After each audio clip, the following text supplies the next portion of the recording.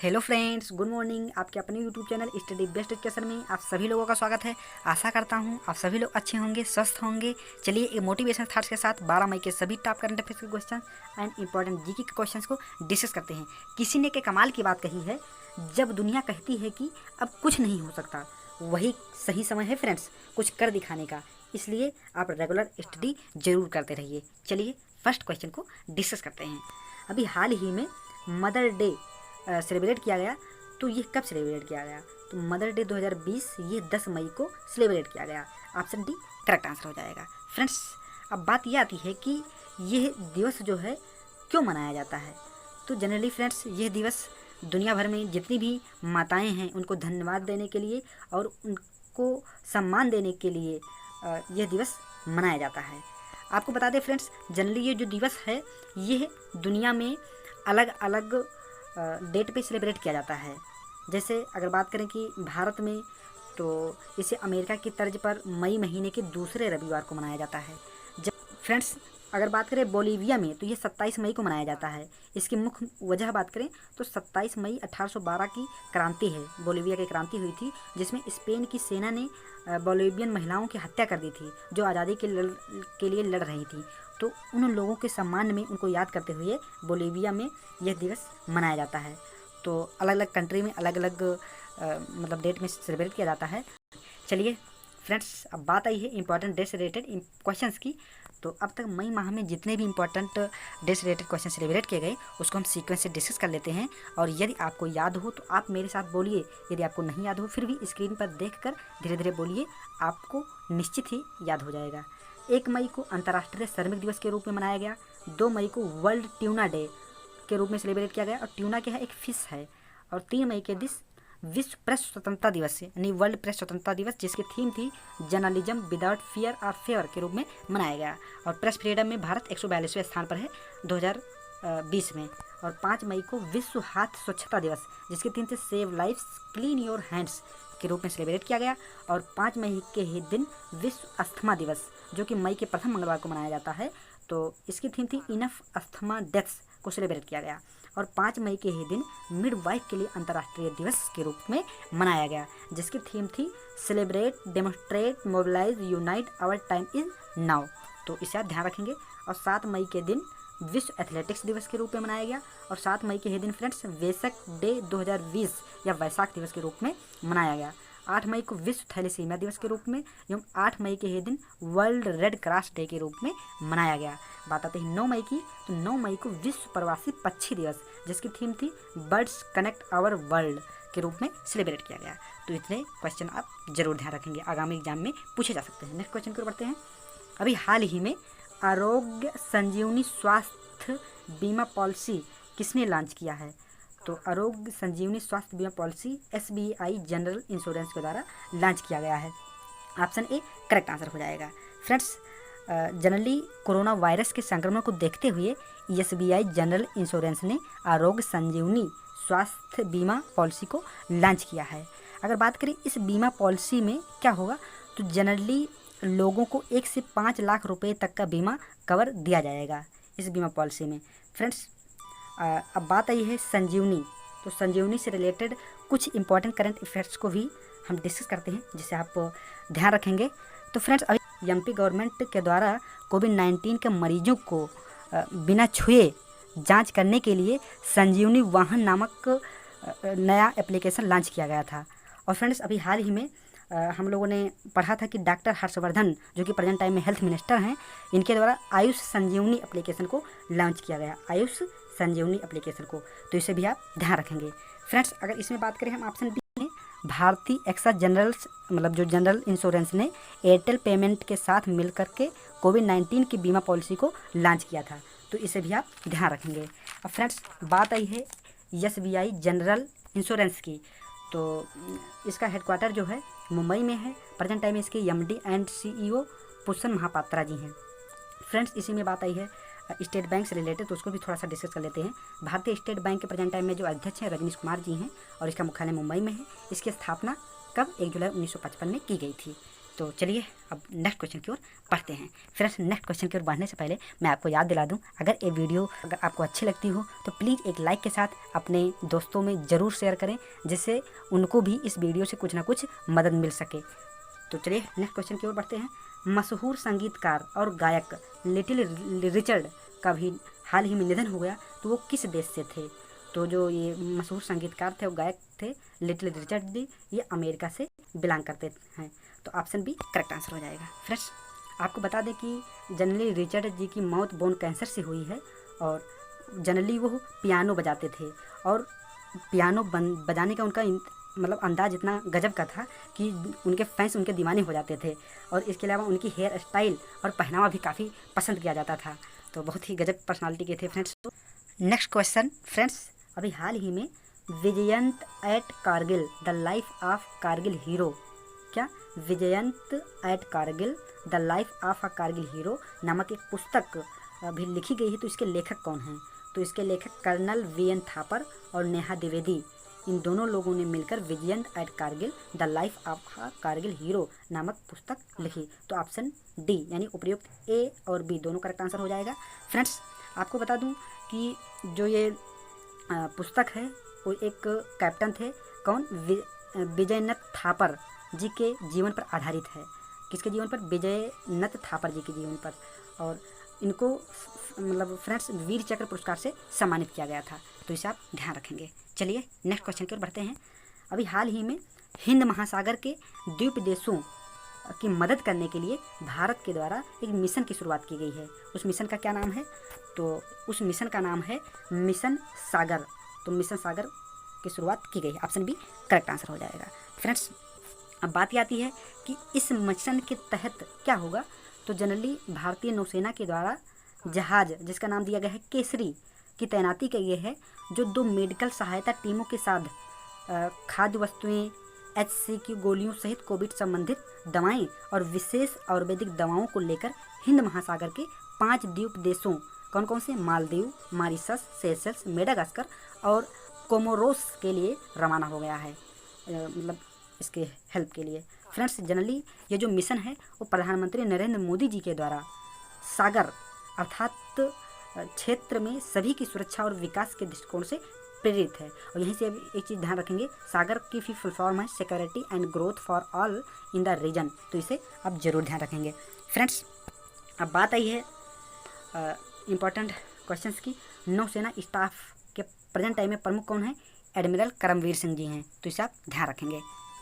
Friends, अगर इसी question में हम ऑप्शन ए की बात करें तो वंदे भारत मिशन, तो अभी हाल ही में विदेशों में फंसे भारतीयों को वापस लाने के लिए वंदे भारत मिशन की शुरुआत भारत सरकार के द्वारा की गई। अगर ऑप्शन सी की बात करें समुद्र सेतु, तो इसे भी विदेशों में फंसे भारतीयों को वापस लाने के लिए भारतीय नौसेना के द्वारा शुरू किया गया एक अभियान है समुद्र सेतु, तो इसको भी आप ध्यान रखेंगे। चलिए फ्रेंड्स, नेक्स्ट क्वेश्चन की ओर बढ़ते हैं।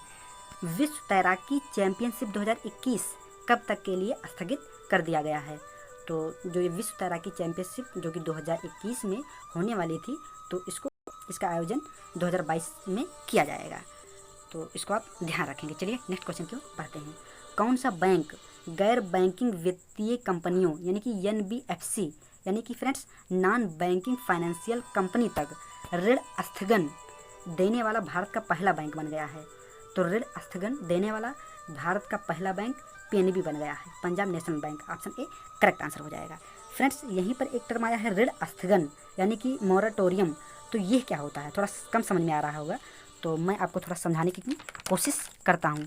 तो जनरली फ्रेंड्स, ये जो ऋण स्थगन है, जितने भी NBFC यानी कि नॉन बैंकिंग फाइनेंशियल कंपनी हैं, उन्होंने अगर PNB से जितना भी लोन लिया है, तो क्या होता है जनरली उन्हें हर महीने उसकी किस्त भी भरनी पड़ती है, लेकिन कोरोना के कारण सभी को नकदी की समस्या से जूझना पड़ रहा है और ये समस्या आ रही है। तो अब PNB ने क्या किया है, सभी से बता दिया है कि यह किस्त अभी नहीं, आप बाद में दे सकते हैं, तो ये है ऋण स्थगन।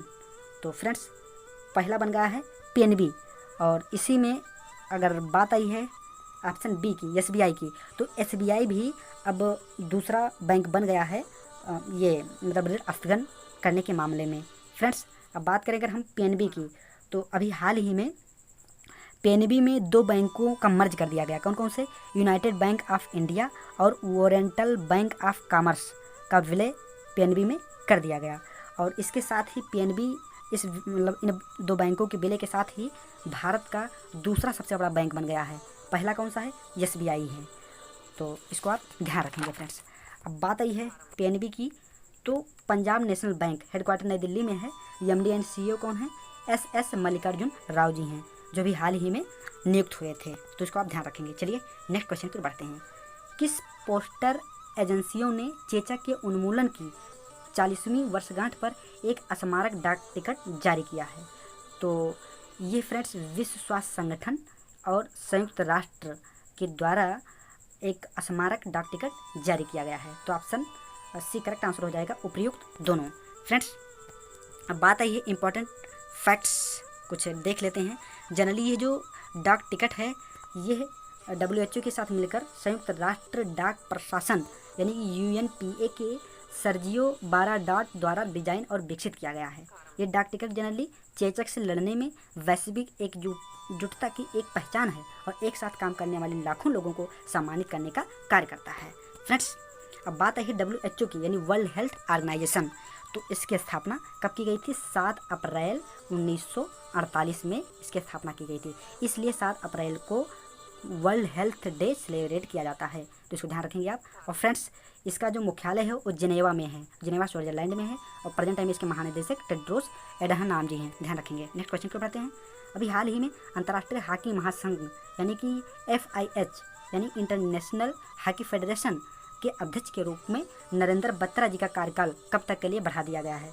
तो नरेंद्र बत्रा जी का कार्यकाल 2021 तक के लिए बढ़ा दिया गया है। फ्रेंड्स अभी हाल ही में 2020 में ये रिटायर होने वाले थे, तो इनका कार्यकाल अब बढ़ाकर 2020 तक कर दिया गया है। अब बात है फ्रेंड्स FIH की यानी कि इंटरनेशनल हॉकी फेडरेशन। तो इसका मुख्यालय जो है स्विट्जरलैंड के लाजेन में है। इसकी स्थापना 7 जनवरी 1924 में की गई थी। प्रेजेंट टाइम में इसके CEO कौन है? थेरी वेल जी हैं। तो इसे आप ध्यान रखेंगे। नेक्स्ट क्वेश्चन, अभी हाल ही में किस राज्य में चितरंजन लोकोमोटिव वर्क्स ने स्वचालित चिकित्सा ट्राली विकसित किया है? तो ये चितरंजन लोकोमोटिव वर्क्स जो है जिसके द्वारा स्वचालित चिकित्सा ट्राली विकसित किया गया है, ये पश्चिम बंगाल में स्थित है। ऑप्शन ए करेक्ट आंसर हो जाएगा। फ्रेंड्स अब बात आई है कि ये जो स्वचालित चिकित्सा प्रणाली है ये क्या है? यानी फ्रेंड्स जो ये स्वचालित चिकित्सा ट्राली है ये इस प्रकार, तो साथियों जो ये स्वचालित चिकित्सा ट्राली है यह ऐसी ट्राली बनाई गई है कि जो बिना किसी इंसान की सहायता से चल सकती है और मरीज के पास ये स्वतः पहुंच सकती है। यह रिमोट कंट्रोल मतलब से इसको कंट्रोल किया जाता है और ताकि इसके थ्रू फ्रेंड्स मरीजों तक मेडिसिन है और अदर मेडिकल फैसिलिटीज़ आदि पहुंचाई जा सकती है। तो बहुत अच्छा किया गया है। अब बात आई है फ्रेंड्स पश्चिम बंगाल की, तो राजधानी कहाँ है? कोलकाता है। और यहीं से क्वेश्चन पूछा जाता है किस नदी के तट पर मतलब कोलकाता स्थित है? हुगली नदी के तट पर कोलकाता स्थित है। और फ्रेंड्स आपको एक क्वेश्चन और बताता हूँ, हुगली नदी के नीचे ही भारत की पहली अंडर वाटर ट्रेन भी चलेगी, हुगली नदी के नीचे ही। तो इसको ध्यान रखेंगे। और कोलकाता में ही फ्रेंड्स यूको बैंक का हेडक्वार्टर और अर्नेस फैक्ट्री बैंक का हेडक्वार्टर भी है। कहाँ? कोलकाता में। तो इसे भी ध्यान रखेंगे। फ्रेंड्स आपको बता दूं कि जनरली यहाँ की मुख्यमंत्री कौन है? ममता बनर्जी जी हैं। गवर्नर जगदीप धनखड़ हैं। और जियोलॉजिकल सर्वे ऑफ इंडिया का हेडक्वार्टर भी कहाँ है? कोलकाता में। तो इसे भी आप ध्यान रखेंगे। और फ्रेंड्स अभी हाल ही में एग्जिट एप्लीकेशन भी लॉन्च किया था प्रवासी भारतीयों के लिए। किसने? वेस्ट बंगाल ने। तो यहीं से मैं एक क्वेश्चन और आपको रिवीजन करवा देता हूँ। अभी हाल ही में कल हमने डिस्कस किया था कि प्रवासी राहत मित्र प्रवासियों के लिए यूपी गवर्नमेंट के द्वारा लॉन्च किया गया था, प्रवासी राहत मित्र। तो इसको ध्यान रखेंगे। फ्रेंड्स अब बात आई है पश्चिम बंगाल की, थोड़ा और इम्पोर्टेंट देख लेते हैं। कृषि मंत्रालय में हाल ही में रिपोर्ट जारी की थी जिसमें 2018-19 में सबसे ज़्यादा सब्जियों के उत्पादन में पश्चिम बंगाल टॉप पर रहा था, फर्स्ट पोजीशन पर रहा था। और अगर हम फलों के उत्पादन में बात करें तो आंध्र प्रदेश टॉप पर रहा। तो इन दोनों क्वेश्चन को आप यहीं से ध्यान रखेंगे। फ्रेंड्स कोलकाता बंदरगाह जो है उसका नाम चेंज करके अभी हाल ही में श्यामा प्रसाद मुखर्जी बंदरगाह कर दिया गया है। और यहाँ के 2 टाइगर रिजर्व हैं। कौन कौन से? बक्सा टाइगर रिजर्व और सुंदरवन टाइगर रिजर्व, जो कि बहुत ही फेमस है। इसको ध्यान रखेंगे। और लार्जेस्ट लाइब्रेरी ऑफ इंडिया वो कोलकाता में ही है। और वेस्ट बंगाल का हाई कोर्ट कोलकाता में ही है, और यहीं पर अंडमान निकोबार का क्षेत्र भी कोलकाता हाई कोर्ट में लगता है। सो इसको ध्यान रखेंगे। चलिए फ्रेंड्स, तो इतने इंपॉर्टेंट क्वेश्चन को ध्यान रखेंगे। अब हम कल के वीडियो को भी डिस्कस कर लेते हैं। अभी हाल ही में राष्ट्रीय प्रौद्योगिकी दिवस कब मनाया गया? तो ये है कब मनाया गया, 11 मई को सेलिब्रेट किया गया। नेक्स्ट क्वेश्चन, कैलाश मानसरोवर यात्रा के लिए लिंक रोड धारचूला से लिपुलेख किस राज्य में स्थित है, जिसका उद्घाटन रक्षा मंत्री ने किया? उत्तराखंड में स्थित है। नेक्स्ट क्वेश्चन, रक्षा मंत्रालय ने 37 एयरफील्ड के आधुनिकीकरण के लिए किस कंपनी के साथ 1200 करोड़ रुपए का समझौता किया है? टाटा पावर SAD के साथ। नेक्स्ट क्वेश्चन, वैन के आकार का खतरनाक एस्ट्राइड पृथ्वी के बेहद पास लगभग 8310 मील की दूरी से 6 मई 2020 को गुजरा, तो इसका नाम क्या है? तो इसका नाम है एस्ट्राइड 2020 JJ। नेक्स्ट क्वेश्चन, कौन सा राज्य प्रत्येक जिले में वेंटिलेटर के साथ बेड की सुविधा प्रदान करने वाला भारत का पहला राज्य बन गया है? तो उत्तर प्रदेश बन गया है। नेक्स्ट क्वेश्चन, किस राज्य के मुख्यमंत्री ने मुख्यमंत्री योगा योग योजना लॉन्च की है? त्रिपुरा के मुख्यमंत्री ने लॉन्च की है। उत्तर प्रदेश में अगले कितने वर्षों के लिए सभी श्रम कानून को निलंबित कर दिया गया है? तो 3 वर्षों के लिए। नेक्स्ट, हाल ही में लास्ट एट होम रिपोर्ट किसके द्वारा प्रकाशित की गई है? तो ये यूनिसेफ के द्वारा प्रकाशित की गई है। नेक्स्ट, टाटा ग्रुप के चेयरमैन रतन टाटा जी ने किस फार्मेसी कंपनी में 50% तक की हिस्सेदारी खरीद ली है? तो ये जेनेरिक आधार कंपनी मतलब फार्मेसी कंपनी में अपने 50% की हिस्सेदारी को रतन टाटा जी ने खरीद ली है। तो फ्रेंड्स, सभी इंपॉर्टेंट क्वेश्चन को हमने डिस्कस कर लिया। आशा करता हूँ आप सभी लोगों को ये वीडियो ज़रूर अच्छी लगी होगी। अगर आपको अच्छी लगी हो तो प्लीज़ एक लाइक ज़रूर करें, क्योंकि आपके लाइक करने से हमें नेक्स्ट वीडियो बनाने के लिए मोटिवेशन मिलती है। और आप चाहते हो कि इस वीडियो का फ़ायदा आपके दूसरे फ्रेंड को भी हो, तो प्लीज़ इसको ज़रूर शेयर करें ताकि दूसरे को भी इससे कुछ हेल्प मिल सके। तो मेरा मेन उद्देश्य यही है कि ज़्यादा से ज़्यादा लोगों को इसका फ़ायदा मिले। तो वीडियो देखने के लिए आप सभी लोगों का बहुत बहुत धन्यवाद। जय हिंद, वंदे मातरम।